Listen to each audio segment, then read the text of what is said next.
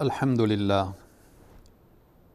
لله الذي هدانا لهذا وما كنا لنهتدي لولا أن هدانا الله، والصلاة والسلام على رسوله محمد وعلى آله وأصحابه ومن والاه.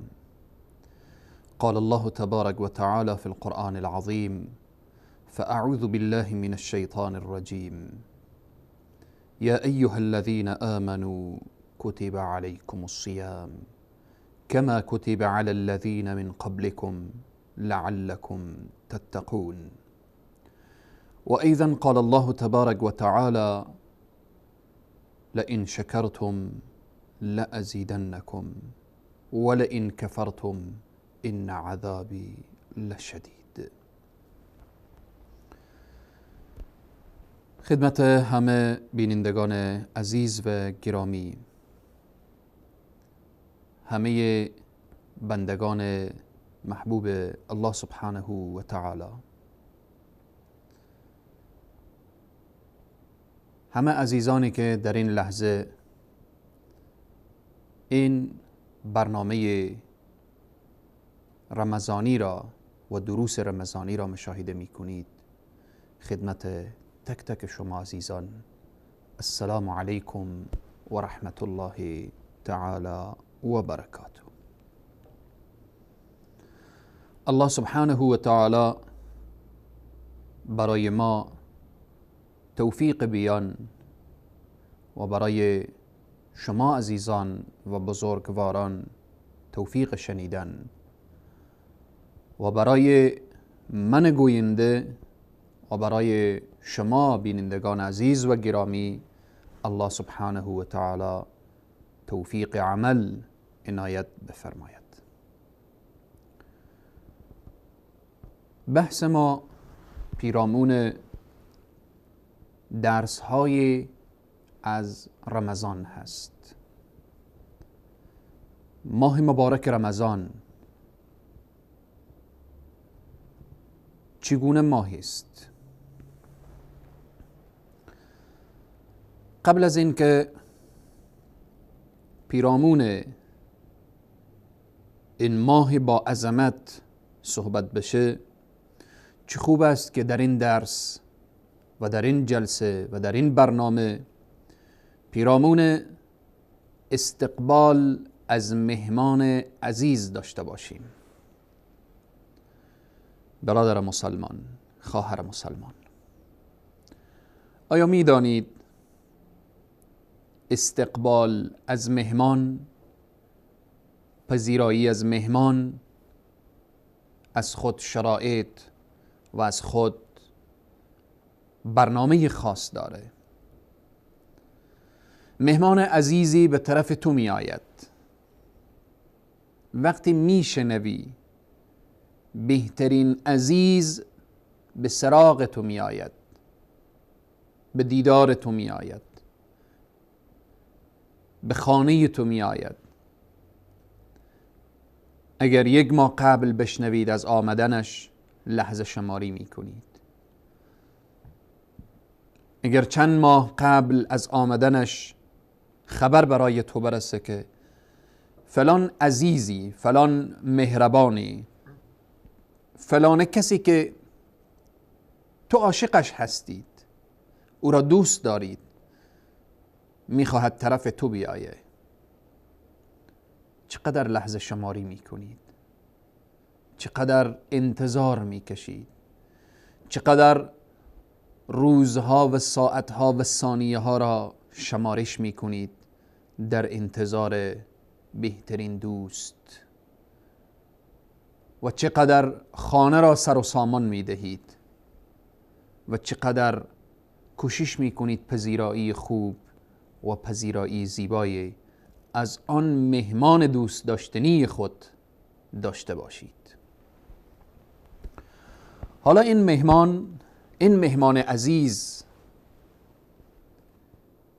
که تا لحظات بعد پشت دروازه خانه ما را در میزند، ما از این مهمان چگونه استقبال میکنیم؟ این مهمان کیست؟ مهمانی که همراه خود تحفه های گران قیمت داره، مهمانی که همراه خود هدایای با ارزش داره،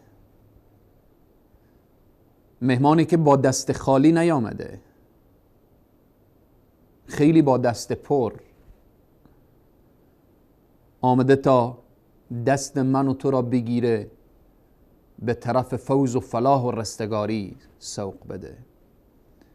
این مهمان کیست که مهمان خانه من و تو شده؟ این مهمان ماه مبارک رمضان هست، ماه رحمت و مغفرت و ماه نجات از آتش جهنم.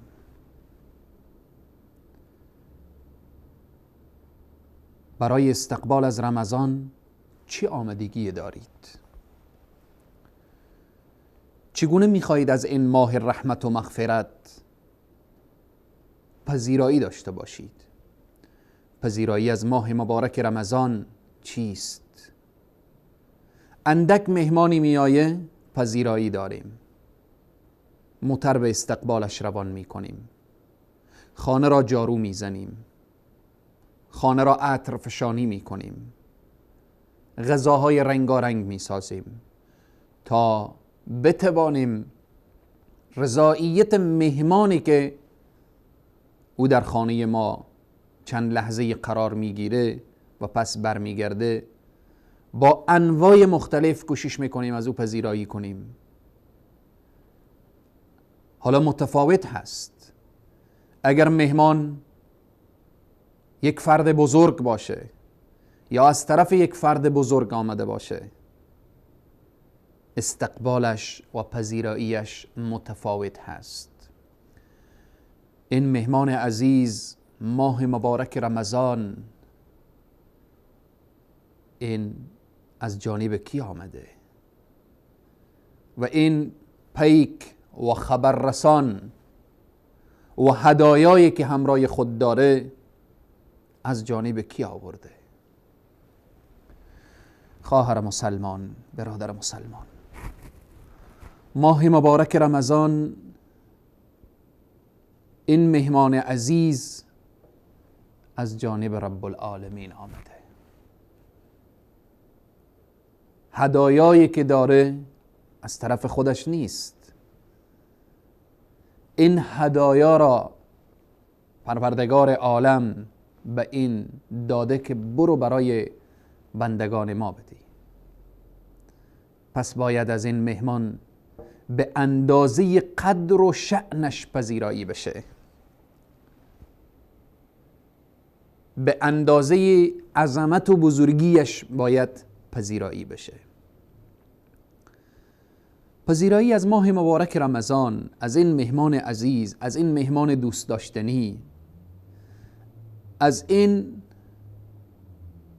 پیک، از این خبررسان رب العالمین که برای ما خبر آورده، برای ما هدیه آورده، برای ما تحفه آورده، باید ما چگونگی استقبال از رمضان را بدانیم. استقبال از ماه مبارک رمضان اینه که قبل از ماه مبارک رمضان ما دعا داشته باشیم این ماه مبارک رمضان را برای ما ماه با امن و با ایمان و سلامت و با اسلام و از تو توفیق، این را میخواهیم که رضایت تو را به دست بیاریم و از تو توفیق عبادت و بندگی میخواهیم. وقتی این دعا را کردید، الله اکبر، اللهم اهله علينا بالامن والایمان والسلامة والاسلام، یک نکته را باید فراموش نکنیم که این دعا تنها در دیدن ماه مبارک رمضان نیست. این دعا همه ماهایی که در ابتدا وقتی میبینید حلول هر ماه را این دعا را داشته باش و از خداوند امن و ایمان و اسلام و سلامتی و توفیق عبادت و اینها را طلب بکن. از جمله استقبال از این مهمان عزیز، از این مهمان دوست داشتنی، حمد و شکر پروردگار عالم را به جا کردن. 5 ماه قبل از رمضان انتظار رمضان را میکشیدید. 3 ماه قبل از رمضان، 2 ماه قبل از رمضان اشک میریختی و گریه میکردی و میگفتی اللهم بلغنا رمضان. الان الله این دعای تو را قبول کرد و تو وارد ماه مبارک رمضان شدی و این مهمان عزیز و دوست داشتنی مهربان الان آمده کنار تو. چه کار بکن؟ حمد پروردگار را داشته باش، شکر پروردگار را داشته باش. لئن شکرتم لازیدنکم. از الله سبحانه و تعالی توفیق عبادت، توفیق خدمت در این ماه مبارک رمضان داشته باش و از الله طلب کن که ای الله مرا به رمضان رساندی، رمضان را به من رساندی و از تو توفیق عبادت و بندگی میخواهم. از جمله استقبال از ماه مبارک رمضان فرحت و خوشحالی در رمضان هست. خوشحال باش، مسرور باش، رسیدی به اون آرزویی که ماها دعا می کردی اللهم بلغنا رمضان، شبها گریه می کردی که یا رب مرا به رمضان برسان. الان فرصت عبادت و بندگی در رمضان برای تو پیدا شده. خوشحال باش. قل بفضل الله و برحمته فبذلك فلیفرحوا. وقتی فضل الله شامل حال تو شد، رمضان فضل الله هست، این مهمان فضل الله هست، باید خوشحال باشی به خاطر اینکه به این نعمت عظیم و بزرگ رسیدی. همچنین از استقبال از این مهمان عزیز اینه که تقسیم اوقات درست در این ماه مبارک رمضان داشته باشی. تقسیم اوقات تا شب و روز تو به غفلت نگذره، شب و روز تو به خواب و به هوا و هوس نگذرد. تقسیم اوقات از جمله مسائلی که مرتبط میشه به استقبال از این ماه مبارک رمضان. خواهر مسلمان، برادر مسلمان، استقبال از ماه مبارک رمضان از این مهمان عزیز و دوست داشتنی اینه که عزم و اراده محکمی به اجرای عبادت داشته باشی. شب اول ماه مبارک رمضان هست، از همین لحظه تصمیم بگیر، عزم و اراده محکمی داشته باش به عبادت الله سبحانه و تعالی. شب اول رمضان هست تا نگاه کنی شب اخیر رمضان میشه و این تو هستی که با عزم و اراده محکم میتوانید از رمضان درست استفاده کنید. از جمله استقبال از ماه مبارک رمضان دانستن احکام و مسائل روزه هست. خود را واقف بکن، شروط روزه، احکام روزه، مستحبات روزه، آداب روزه، واجبات روزه، مفسدات روزه، مکروهات روزه، همه اینها از این مهمان این استقبال هست. به چی چیز این مهمان خوشحال میشه، به چی چیز ناراحت میشه، ما باید اینها را بفهمیم، ما باید بدانیم. چگونه از علما پرسان بکن، رسانه های اسلامی را تعقیب بکن، پیرامون روزه و مسائل روزه بحث هست، مسائل احکام روزه برنامه های اسلامی هست. پس بناهن از استقبال ماه مبارک رمضان واقف شدن و دانستن احکام و مسائل روزه هست. همچنین از جمله مسائلی که مرتبط میشه و ارتباط داره به استقبال ماه مبارک رمضان توبه هست که انشالله پیرامون توبه مفصل صحبت میشه و همچنین آمادگی های دیگری باید هر کدام ما به نوبه خود داشته باشیم. استقبال از ماه مبارک رمضان اینه که ما آمادگی داشته باشیم. چگونه آمادگی؟ اگر عالم هست باید آمادگی درس و تعلیم برای بندگان الله سبحانه و تعالی. اگر تاجر هست باید آمادگی داشته باشه برای افطاری دادن، برای فقرا و مستضعفین کمک کردن.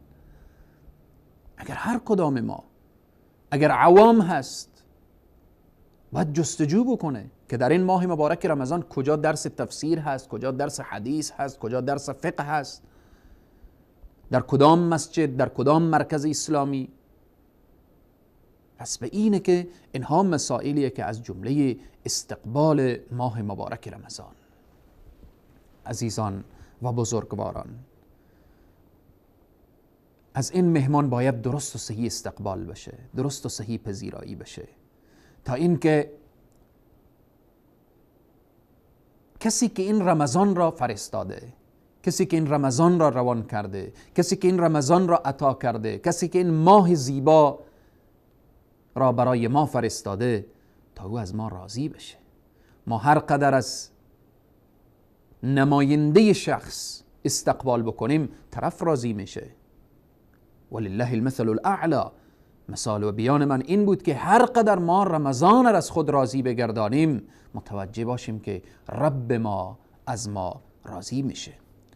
و همچنین استقبال از ماه مبارک رمضان بحث ها زیاد هست. مسئله صله رحم هست، مسائل اینه که در بدایت رمضان از همدیگر طلب حلالیت داشته باشیم. اگر با کسی جنگ کردیم، دعوا کردیم، مشکلی داریم، بریم از او معذرت بخواهیم. اگر حقش را ضایع کردیم حقش را بپردازیم. اگر مالش را به حیف و میل و به اینها کشانده شده بریم از او بالاخره عذر معذرتی اینها داشته باشیم تا اینکه در عبادات ما لذت بیایه.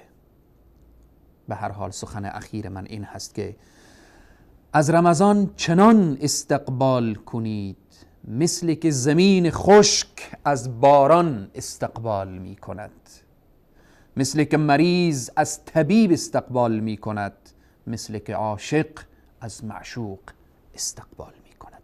تا برنامه بعد همه شما عزیزان و بزرگواران را خداوند کریم و رحیم می سپارم. و السلام علیکم و رحمت الله تعالی و برکاته.